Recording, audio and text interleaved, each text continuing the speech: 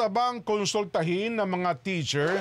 Pinayagan po ng Department of Education o DepEd ang ilang paaralan ibalik ang 1 oras na klase sa ilalim ng bagong curriculum na magsisimula sa ikalawang quarter ng school year.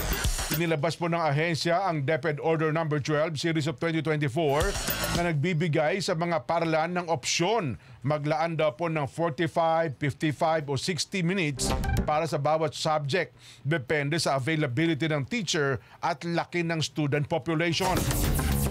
Una na pong nanawagan ng Alliance of Concerned Teacher, ganun din po ang Teachers Dignity Coalition kay DepEd Secretary Sani Angara, amyendahan po ang bagong matatag curriculum na paiksiin sa 45 minutes ang class duration para marami pang subject ang maituro ng mga teacher.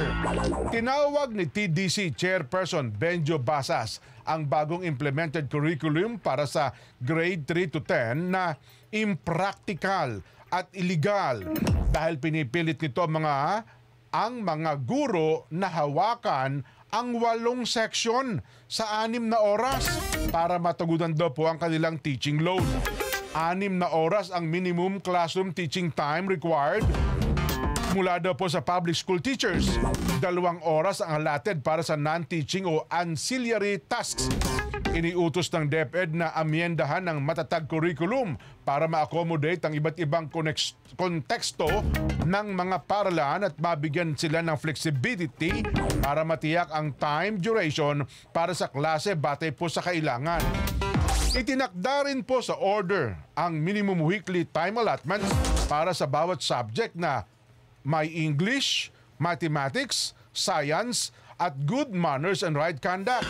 Values education ay kailangang ituro ng nasa 225 minutes kada linggo.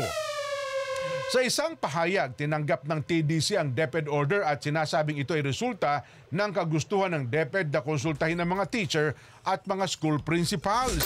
Inilusad noong 2023 ang matatag curriculum na binuo sa ilalim ni dating DepEd Secretary Inday Sara Duterte at nakatakdang ipatupad in phase para po sa school year 2024-2025. Ang curriculum ay unang gamitin ng kindergarten, grades 1, 4 at 7.